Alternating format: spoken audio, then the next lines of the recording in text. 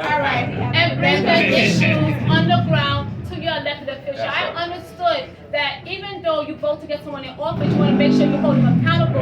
But you got to be the eyes and ears and boots to the ground as well, because they can't walk every block. They can't speak to 140,000 people, but bring the issues to them and work together with the community members. I'm looking for a partnership with the community, making sure you understand what my role would be, understand what's happening in the community when it comes to legislation, because there has to be a deep dive. You can't do surface legislation to say who's being left out. And who do you speak to? The community members are the experts. They know what they're going through. And I'm that person too, because I was born and raised right there side by side with you in the district. So like they said, this is a movement. We need to make sure we get great leaders. I'm very hopeful and I'm very positive that in my leadership role, I could work with the other electeds who may not be doing the best thing, so we could bring out the best in each other. Because all we have is each other.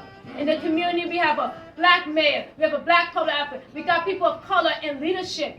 Everybody look at us the same. We got to work together. It's not going to be that Antonio is doing good and Monique and Mercedes. It's a one person do bad, we all doing bad. So the rising tides have to ride everyone. So I'm looking to go to state assembly to represent the best of the community. But it's not just the lines and the district. We all have to work together to build each other up. So it's like, you're not from over here, but then I'm coming over here making sure resources was here, PPE. During the pandemic, I was dropping supplies here. And though humanity doesn't cross any lines, because you know why? Bullets cross lines, right? They have no face, they have no name, and we got to work together as a community members. So thank you so much. Thank you for coming out.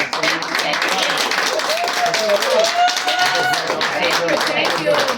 And really excited, and I want to reiterate what Jamani said. Every dollar matters. But we already know how great Monique is. We do. But we're not the entire voting population of this district, especially during a special election.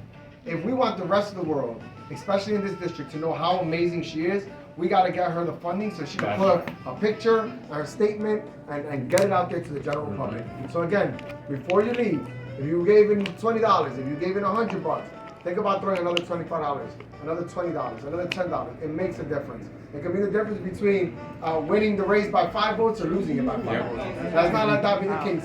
In my first race that I ran, supported somebody, I was a campaign manager, we won by 141 votes.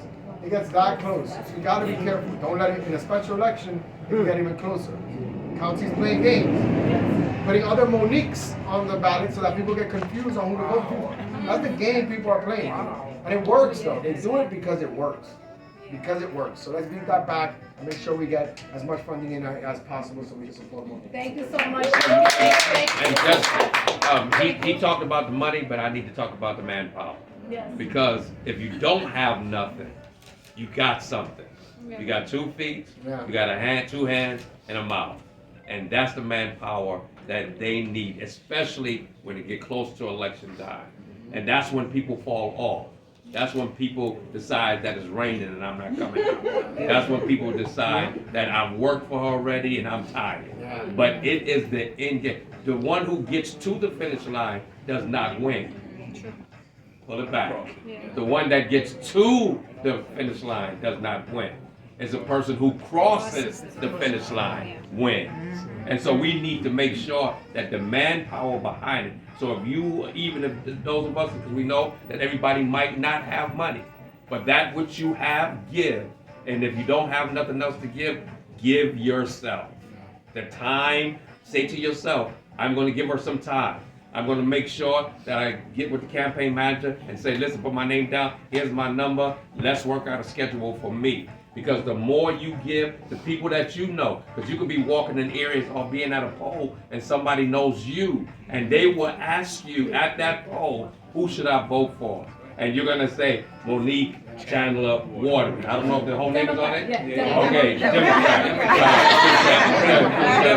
because people will look, especially our seniors. Y'all know that, right? A senior's looking for one name, and they only look for the first name.